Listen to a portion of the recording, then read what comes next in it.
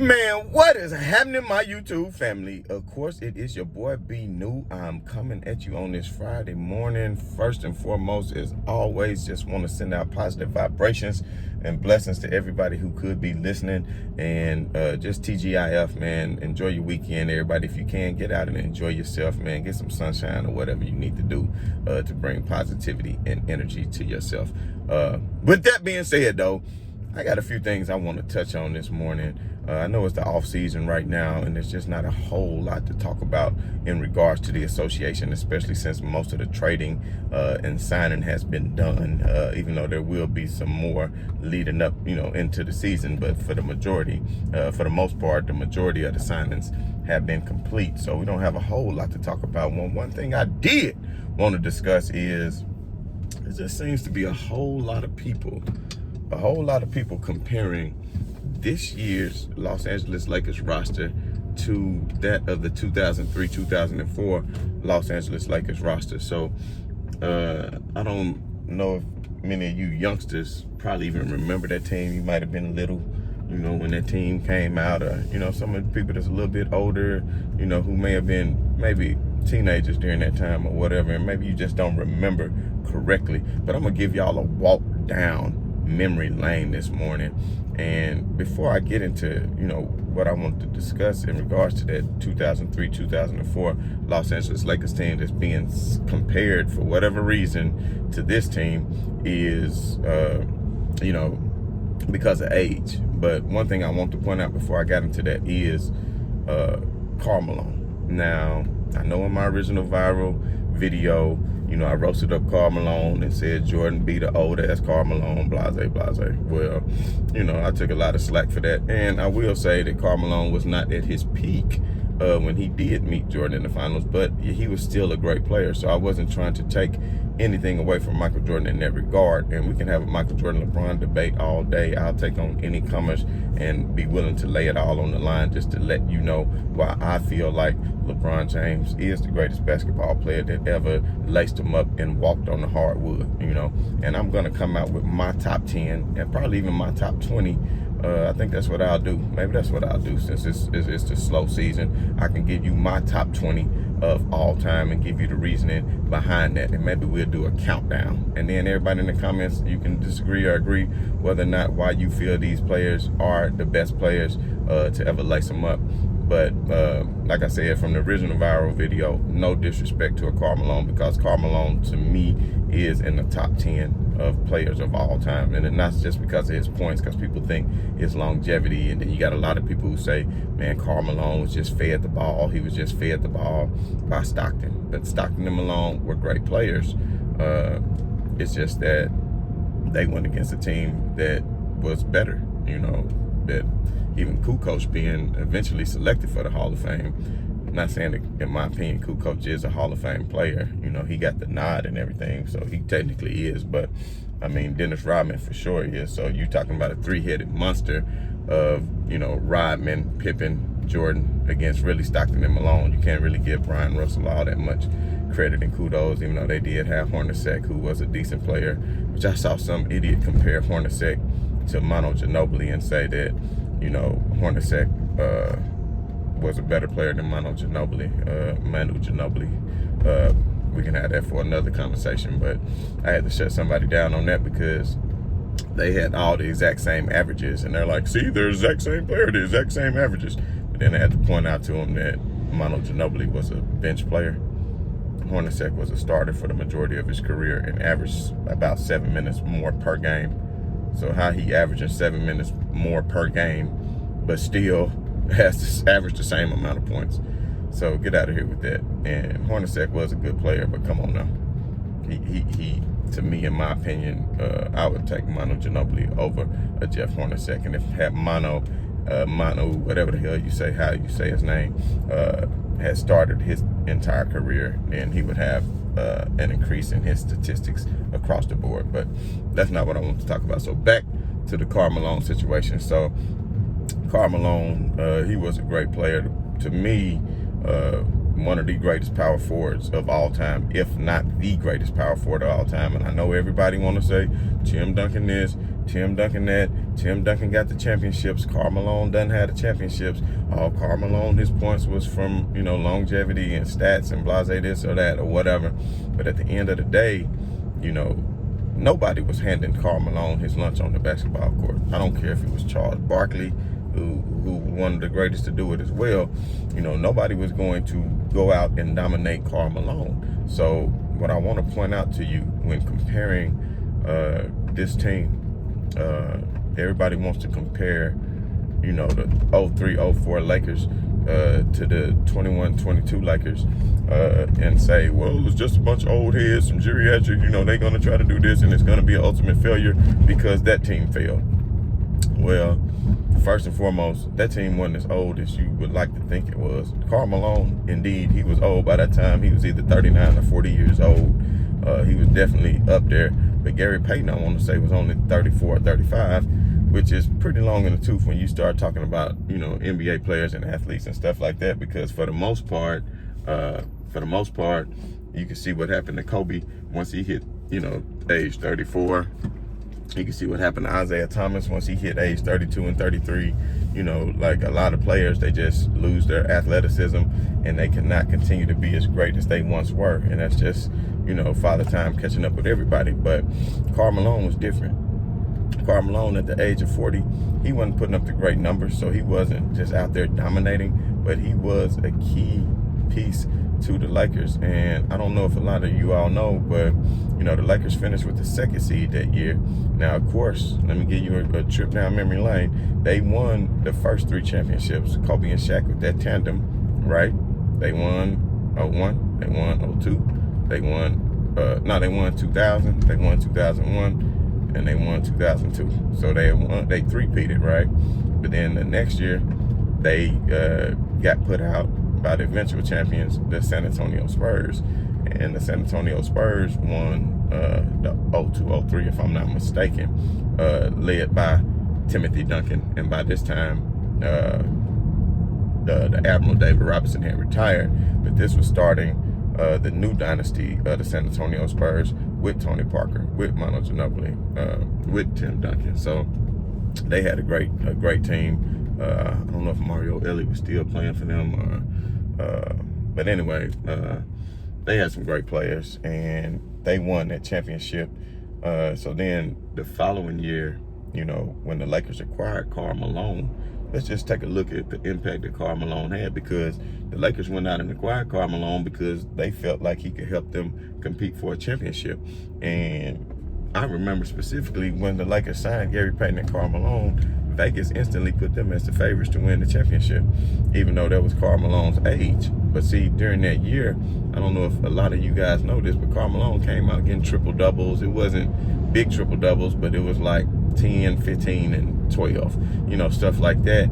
And he was really anchoring that Lakers defense, because as you know, back then it wasn't a lot of spreading of the floor and a lot of shooting threes. A lot of people dominated from the paint, and Shaq and Karl Malone was pretty much having their way in the paint, and he was taking a lot of that pressure off of Shaq, because Karl Malone was a big, strong dude, and he was taking a lot of pressure off Shaq in the paint.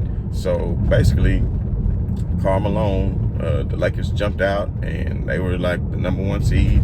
Most of the year, they was coming out doing their thing with a healthy Karl Malone. I will say Gary Payton was struggling a lot to fit into Phil Jackson's triangle offense, and they may have bumped head a little bit from what I remember. But, you know, the Lakers were still looking like the heavy favorites.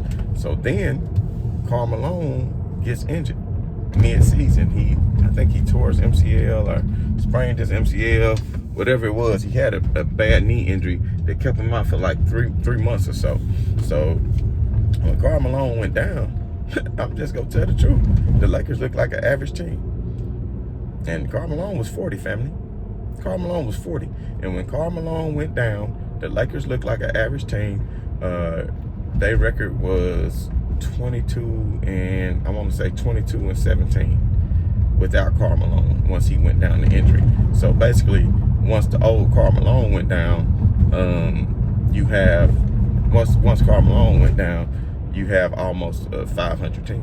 So that just shows you how much of an impact Karl Malone had with the Lakers. So now they had basically a 500 team, and then next thing you know, Karl Malone comes back right close to the end of the season, and guess what happens? They win 11 in a row, 11 or 12 in a row, because the impact of a Karl Malone. That shows you the impact that he had. Now, mind you, you still had, you know, pretty much a peak Shaq and a peak Kobe at this point. I won't say quite the peak Shaq, but Shaq could have been in the gym a little bit more, taking care of his body. He would have added a lot of time to his career, but he was still a very dominant player, and they were not expected to lose to the Detroit Pistons. Do you understand what I'm telling you? So Karl Malone came back. They won 11 in a row. They went into the playoffs, and let me tell you what, Karl Malone, old as he is, he rendered Tim Duncan useless. So for all these people talking about Timmy D this, Timmy D the greatest power forward, this and this and that, man, a young Timmy D couldn't even do nothing with the old Karl Malone. Karl Malone was 40, fam. They couldn't beat the Lakers, fam. They could not beat the Lakers. They could not beat the Lakers because they couldn't contain Karl Malone. A 40-year-old Karl Malone, he wasn't getting fed by John Stockton. He was just going out and handling his business. So Karl Malone pretty much had his way with Timmy D in those playoffs as the Lakers pushed through the playoffs. And then they ran into one of my favorite power forwards and one of my favorite players of all time, the big ticket in Kevin Garnett, when they played the Timberwolves. You understand? And lo and behold, Karl Malone had his way with KG too. You know, he had his way with KG too. And they beat the Timberwolves in 6 games. And that was when, I want to say, Minnesota Timberwolves had Sam Cassell, who was a great player at the time, was a great point guard. Sam Cassell doesn't get his, let me put my seatbelt on, y'all. Sam Cassell doesn't get his just due. You understand what I mean? And since he doesn't get his just due, I just want to let you all know Sam Cassell was a great player. And not only that, Latrell Sprewell, I think, was on that team too. So that was a pretty good big three they had in Cassell, Sprewell, and KG. I want to say on the NBA Live, I used to beat some people down and win some money. That was before people was playing 2K and everybody was playing that live back then. But yeah, Sprewell, Cassell, and KG, and they couldn't do nothing with Karl Malone and Shaq and the Lakers, and they handled their business because Karl Malone gave KG everything he could handle.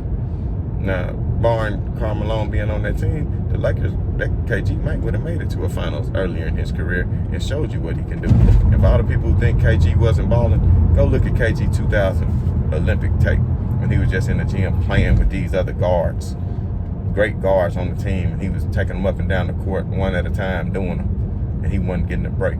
Pull up that highlight of KG doing that and you'll see something. But anyway, so ultimately they made it to the finals, and game 1, of course, Detroit come out and shock the world. Game 2,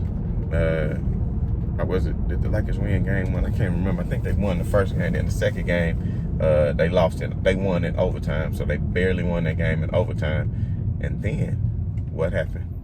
Karl Malone re-injures that knee. I want to say at the beginning of game 3. And the Lakers scored the lowest points of all time when Karl Malone went down. And people want to give LeBron hell and stuff like that, but where's the hell for Kobe and Shaq for going out in the finals game and only putting up 68 points, fam? You got Kobe and a Shaq, and you only put up 68 points. You still had Derek Fisher, had Rick Fox, I want to say Devin George. Devin George wasn't too bad of a player back then. They had a straight little roster. And, you know, don't get me wrong, Detroit had great defense. Rip played great defense. Rasheed Wallace played great defense. Ben Wallace played great defense. You understand? Billups, they was all very much a defensive team. But at the end of the day, you know, just to put up 68 points in the final game, to me, is a little bit unacceptable. But at the end of the day, I mean, that just is what it is. But the reason why I bring up all of this, the Lakers ultimately lost that finals in that series. And I really think it had a lot to do with Karl Malone going down. Because if Karl Malone didn't go down, I just don't see them losing that series 4-1. And the reason why I say all this and took you down that trip down memory lane is, for one, for all you youngsters who don't know about it, I'd like to give you some context when it comes to that. basketball and the history of the game, just some context. But for two, for everybody that's comparing this team to that, if you really think about it, that team wasn't old as people want to make it realize. Oh, they were so old and they lost. Karl Malone was old. Gary Payton, he was a little long in the tooth. But Kobe and Shaq, hey, they was young, fam. Like, Kobe and Shaq was young. Like, the main core was young. So when you look at this Lakers team now, Anthony Davis is still young. LeBron James, not so much, but he doesn't play like he's old. He's not playing like he's 37 or 38 years old. Then you got a Russell Westbrook who is, getting closer to the end of his career after being in the league for 13 years, however long he's been there. But at the end of the day, I don't see how people keep comparing these two teams and saying that they so old, because with Russell Westbrook athletic ability, LeBron James athletic ability, you're not gonna look at them and think, oh, they're old. You're gonna be like, damn, they're explosive, because both of them are still more than capable of going downhill and getting to the basket.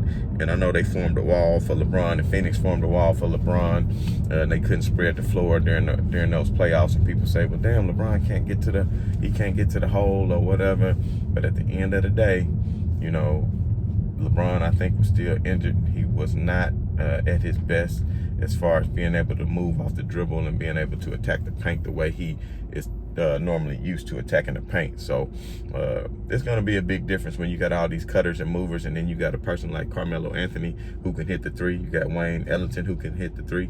You got Malik Monk who can hit the three. You got THT who can hit the three. You got THT who can create for himself. You got LeBron who can create for himself. You got AD who can create for himself. You got Melo who can somewhat create for himself. But at the end of the day, I just feel like the Lakers is going to be too much for any team.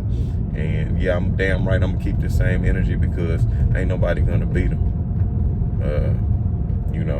The Nets and the Bucks are the only two teams who could maybe compete with them. But at the end of the day, LeBron!